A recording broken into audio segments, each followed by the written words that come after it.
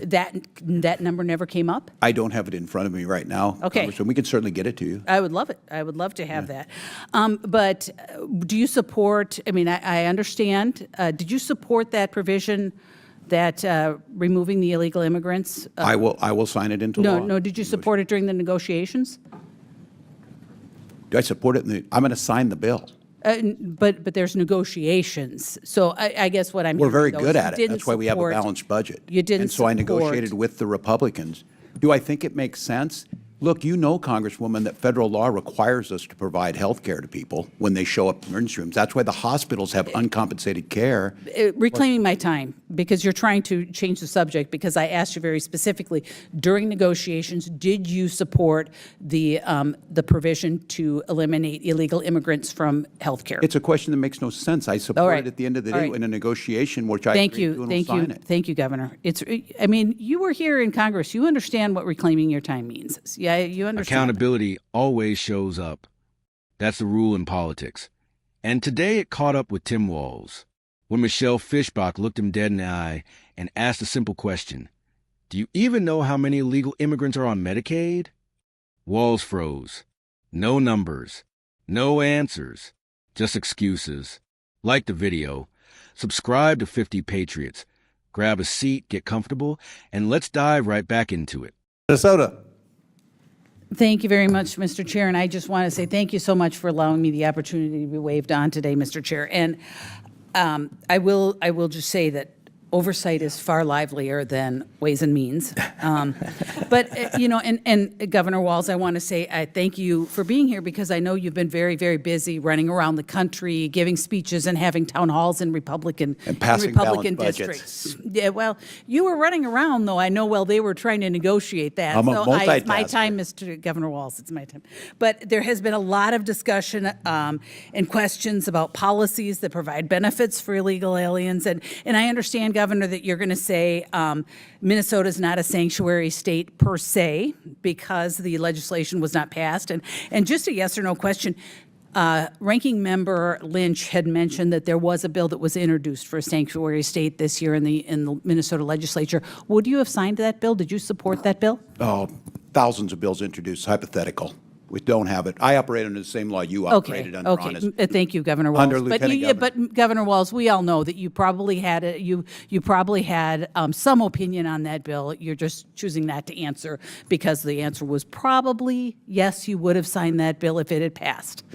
So, but like Mr. Emmer, Mr. Crane, I think Mr. McGuire, a whole bunch of them mentioned the policies that Minnesota has. So yes, I understand, not a sanctuary state per se, but the policies are certainly making it into, I think, as I recall, they mentioned driver's license for all, they mentioned the free tuition for illegal immigrants, they mentioned the Medicaid benefits, you know, so you in essence create a sanctuary state. You know, the sheriff supported the driver's license bill.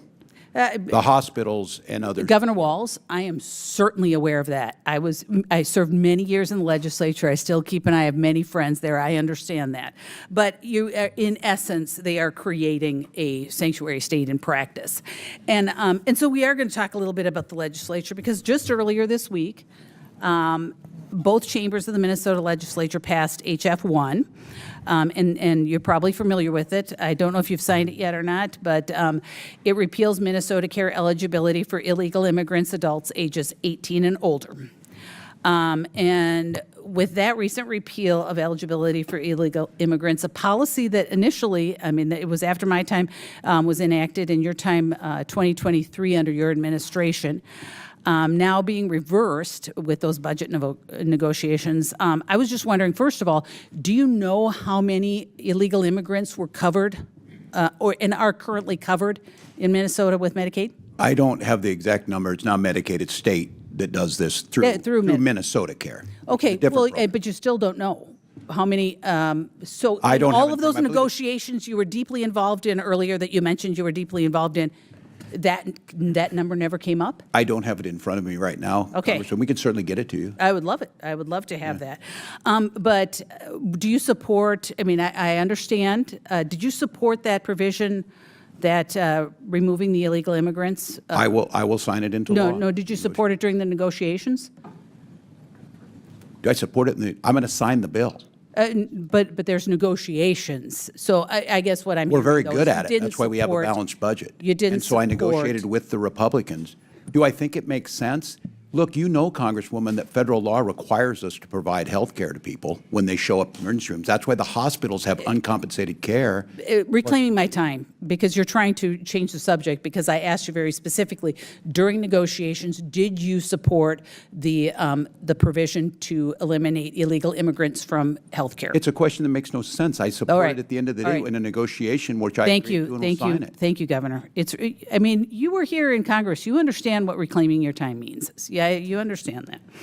But I guess I will move on because, you know, there was concerns about SNAP provisions being cut and all kinds of, but you supported that. I mean, you supported that over the over government, over the health care to illegal immigrants. I guess I'm confused about, because you had other cuts you had to make. So what did you, all of the things that you guys have been talking about with law enforcement, education, school breakfast and lunch, did you cut that during the budget negotiations this year? Because my understanding is you had quite a deficit. We don't. We have a budget surplus, as you know, Congresswoman. Well, long-term, but you had to make cuts this year. We had a balanced budget. It's something we can help you all with. We have a balanced budget we agreed on. We left $1.9 billion on the bottom line for this biennium, and even But on your the second structural biennium, budget, you structural had to make balance cuts. was reduced by 50%. You had to make cuts. Or no, you didn't make any cuts.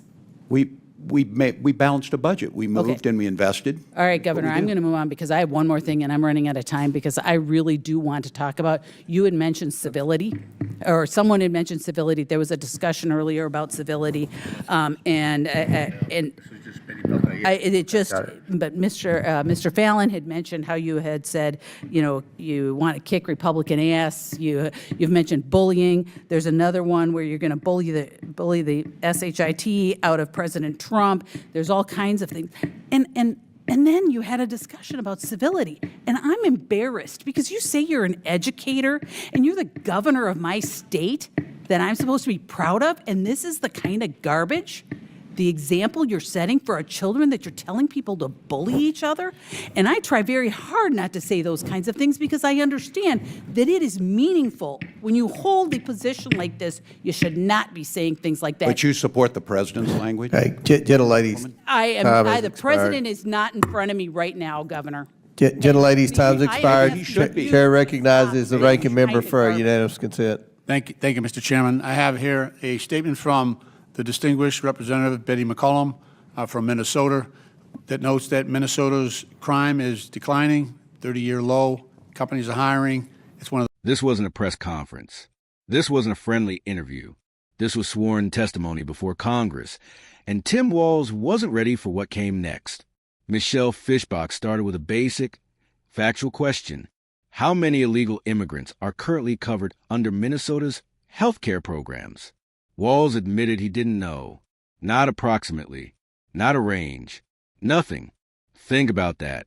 A governor who brags about being deeply involved in budget negotiations can't tell Congress how many non-citizens are receiving taxpayer-funded health care. Fischbach didn't let him pivot. She pressed harder. During negotiations, did Walz support removing illegal immigrants from Minnesota care? Walz tried to dodge. He talked about emergency rooms. He talked about federal law. He talked about everything except the question. That's when Fischbach shut it down. Reclaiming my time. Answer the question. Walz snapped back that the question made no sense. That told everyone watching exactly what they needed to know. When politicians get defensive, it's because the truth is uncomfortable. Fischbach then exposed the contradiction. Walz insists Minnesota isn't a sanctuary state, yet his policies tell a different story. Driver's licenses for all, free tuition, Medicaid benefits. Call it whatever you want. The results are the same. Then came the knockout blow. Minnesota just repealed healthcare eligibility for illegal immigrants under budget pressure. Fischbach asked the obvious question.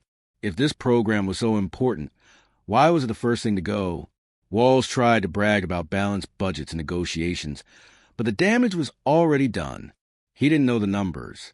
He wouldn't own his position. And under pressure, his leadership rhetoric collapsed. This moment went viral for a reason. Americans are tired of politicians preaching values while dodging responsibility. Fischbach didn't yell. She didn't grandstand. She simply asked direct questions, and Walz couldn't answer them. Drop your thoughts in the comments below. Like the video. Subscribe to 50 Patriots.